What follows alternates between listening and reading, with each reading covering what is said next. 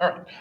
So how this is going to work, um, as I go through the regions of the United States here, so there's a video that you're going to be watching follows this.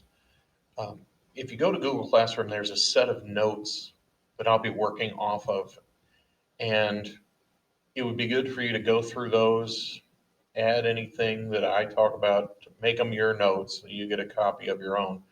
And one of the things that I want to point out to you is that in four different locations in those notes, there are links to questions about what we've just covered.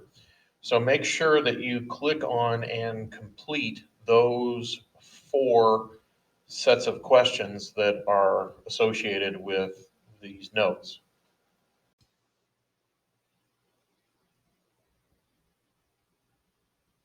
All right, let's start our quick look at geography by breaking down the United States into smaller regions. This is one of the reasons why we do this foundations unit. We a lot of times in class we'll start talking about, in the Northeast where industry was growing, or out west where the pioneers were headed. And I just want us to have a mental image of where am I talking about? What's it like there? And so that's what we're going to do. We're going to run through regions of the United States, and these are the four that I'm going to talk about, but I'll talk about in just a second how that's not set in stone. There are other regions and other ways to define this, but these are some of the real common ones. You got the Northeast, the South, the Midwest, and the West. Now, where's Missouri on that map? And is that in the right place? If we go back and we look, you can see that Missouri is on this map in the Midwest. Would you agree with that? Is Missouri a Midwestern state? But I think most people would. But one of the nicknames of St. Louis is that it's the gateway to the West, not the gateway to the Midwest, gateway to the West. Well, there's St. Louis right there. That's the middle of the Midwest as it's defined by this map. I am a big Mizzou guy. I'm an alumnus of the University of Missouri, season tickets in football and basketball. And we are in the Southeastern Conference at Mizzou. Not something in the Midwest like the Big Ten, which is all around here generally. Every state around us up to the north and the west. We're the area around Columbia, where Mizzou is called Little Dixie. And Dixie is another term for the South. So where does Missouri fit in? Well, a couple of takeaways from this. One is that Missouri is a combination of all of them. I had a geography of Missouri class when I was at Mizzou, and the professor said something that I think is wholly accurate. The professor said that Missouri is like if you left the United States in the dryer too long. If you leave something in the dryer too long, it shrinks. And so what happened here, is that the United States is all shrank down into Missouri. Missouri has just about everything you can find in the United States, just it's smaller. We have big cities. You've got St. Louis and Kansas City, but they're small, big cities by big city standards. We have mountains down here in the Ozarks in Missouri, but they're little mountains compared to if you've ever been to the Rockies out here or the Appalachians. They're smaller mountains, but they're mountains nonetheless. We have some shoreline, but it's the lake, so it's not a whole lot of shoreline.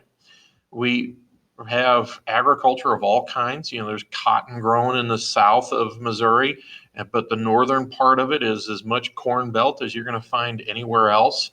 So, we have vineyards in Missouri. So, people are making wine in Missouri. People think of California, but there's wine being made and a lot of it in Missouri. So Missouri is kind of a cross section. It is devastatingly average. Missouri is. Um, it is in the middle in terms of population. It was in the middle in terms of number of states added. If you look at every state that is strictly west of Missouri in the lower 48, they're all bigger than Missouri. If you look at every state that is 100% east of Missouri in the United States, they're all smaller. And so it is right down the middle. So just a little bit about where we live as part of this too. The other thing I want to make sure you understand here then is that regions are human construct. They are whatever we say they are. Is Missouri a Midwestern state? Well, yeah. I mean, if you define it that way, if you look at that map, we have a lot in common with the states that surround us. But depending on how you want to define it, Missouri could be in the West, it could be in the South. I doubt you would say it's in the Northeast, but you might say it's in the North. So regions are whatever we say they are. So when I'm going through these regions, whatever ties them together into regions, somebody else could look at this map and say, well, based on this other thing I'm talking about, this state belongs over here and that state belongs over there. The regions are whatever we say they are. They're not set in stone. All right, so what makes a region a region? It has some sort of unifying characteristics, and this is where you get into that question of how are you defining it? If you're talking about landforms or climate, the map would look different than if you talked about history and, what states were in the South. Generally you're thinking of like the old Confederacy. So those lines would be different depending on, if you're looking at economics, where do they grow corn versus where do they grow wheat versus where do they build cars? So depending on how you want to define it, the regions could be different. So these are just the regions that we're going to talk about more commonly. And generally speaking, you're talking about, well, maybe this state would be over here and that state would be over there. You're not talking about totally redrawing this map as we go through. But I will reference this a lot as we go throughout our studies this year. So I just want to make sure that you understand what I'm talking about. So let's start with the Northeast.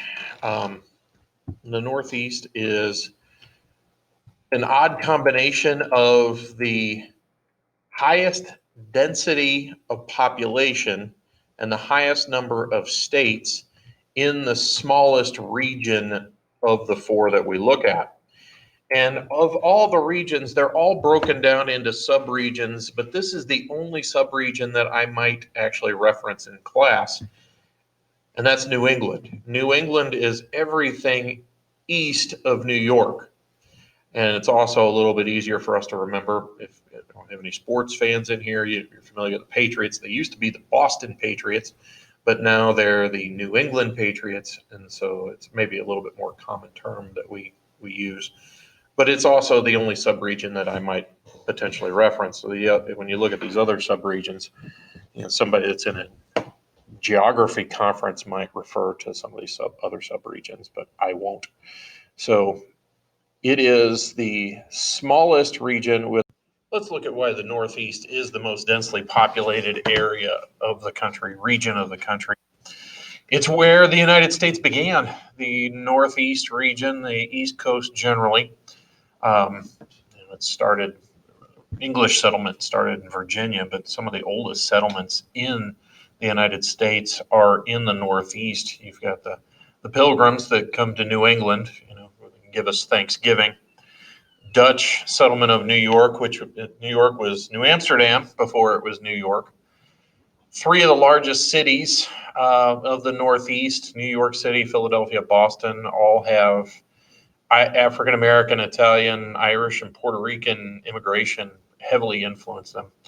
The area is very ethnically diverse, which makes sense since New York City used to be referred to as the Golden Door. It was where the highest number of immigrants came into the country, and actually the impact of that can be seen in that it has the second highest population of any of the regions of Asian Americans. The Western region is number one there, and that makes sense. If you look at a map of the world, Asia is just across the Pacific Ocean from the West region, but there are immense numbers of Asian immigrants that make their way around the world to enter through that golden door of New York City. Now, what I want you to do here is I want you to press pause on this video as soon as I tell you why you're pressing pause. Once you press pause, I want you to open a Google tab, and I want you to do an image search for the United States, like a satellite picture at night. You could look at a map of population density, but this does it better than anything else. Go ahead, go and do a Google image search for US satellite photo at night. Once you've done that, you can see just how densely populated the Northeast is. You've got entire regions of the West where you see nothing but darkness. You can actually kind of follow the interstates. If you know Missouri and you know Interstate 70, you can see St. Louis, and then you see Kansas City, and then there's a few little dots across Kansas, and you don't really see anything until you get all the way out to Denver. Again, there are huge swaths of the West where when it's nighttime, the lights are out. That is not the case in the Northeast. What you're looking at up there, that in the Northeast, is what is known as a megalopolis. Mega, large, polis, and if you remember from your world history studies last year, that's a term from the Greek city-states. That's their city. So it's a mega city. And in looking at that map, do you see that? If you start up there in New York, actually all the way up in New England, you start up there in Boston, and you work your way down the coast, it's pretty much one unbroken chain of settlement. There are a few spots in like New Jersey that are less densely populated, but you go from Boston to New York, down through Philadelphia, into Washington, D.C., if you actually take this all the way out of this region, and you'll see this megalopolis, this one big continuous city where it's either urban or suburban all the way through. And then the strange thing is, if you look at that map again, you go north out of New York City, you don't have to go very far until upstate New York is very rural. I don't know if you've ever driven through upstate New York or been there. It's a lot like being out in mid-Missouri. There's a lot of little farms all over in upstate New York. All right, so let's talk a little bit about the climate and the geography. It's very varied. It's very similar to what we have here. You've got hot, humid summers. The winters are colder. The summers aren't quite as hot there. Most of the Northeast is pretty rugged terrain. You can see in that picture there that you've got mountains, but they're older mountains. The Appalachian region extends all the way through the Northeast, and it continues down, into the Southeast as well. This is going to be impactful. The way that the geography is set up, it actually influences its history as well. On our next slide, we're going to talk about how the first industry in this country was in the Northeast. And that makes sense if you remember back to world history. The first source of energy for the early factories was water power. And so what you need is a consistent supply of water that falls fairly rapidly in order to be able to power the mills. And so it works out pretty well for that region of the country. You've got rivers that are coming out of the Appalachian Mountains that supply a steady source of power before you get to what we have today, where we use electricity and fossil fuels. That was one of the reasons why that was the part of the country that was the first to industrialize. Let's talk about that for a second. Again, a point that I've made there, that it was the first part of the country to industrialize. And that's a good thing for people that were working there, but it has in some places been difficult for those parts of the country to find the next thing. A lot of what we refer to as heavy industry, like the steel plants, a lot of that's moved overseas because by today's standards, it's not as technologically advanced as other industries. So one of the less than flattering terms that's often applied to parts of the Northeast, and this extends all the way if you go back and look at your map, this extends all the way through the Midwest. And you could say that St. Louis is, in a lot of ways, the western end of what we call the Rust Belt. And you can imagine, cities that have, in some places, that have seen better days, where they did have, you can see the steel plant here, and you can kind of get that idea of where that term Rust Belt comes from. So there's some places that have struggled to find that next thing. Pittsburgh was the steel city. Again, tying this back into sports, if anybody in here is a fan of the NFL, the Pittsburgh Steelers, the nickname for the team. Pittsburgh struggled for a while to find that next thing, and it's one of the success stories. It's found some stuff in terms of the pharmaceutical industry as a source of employment, but that hasn't been the case. There's places in the Northeast, and again, this extends into the Midwest in places like Detroit, where that Rust Belt, where they really tried to find that next thing to power their economy. That being said, I don't want it to sound all negative. New York is at the heart of this, the economic engine that drives the country, and the United States is the world's largest economy. So that puts New York City at the center of the world's economy. It is the heartbeat of money in the world. Behind me there, if you're looking at your notes behind where I am here, that's a picture of Wall Street, where the stock exchange is. So if you ever even accidentally watch the news, you'll hear about what the stock market did. And that is the financial center of the country, not just the stock market, but major banks have their headquarters there on Wall Street. Just as an interesting side note, that's kind of tie it back into when New York used to be a relatively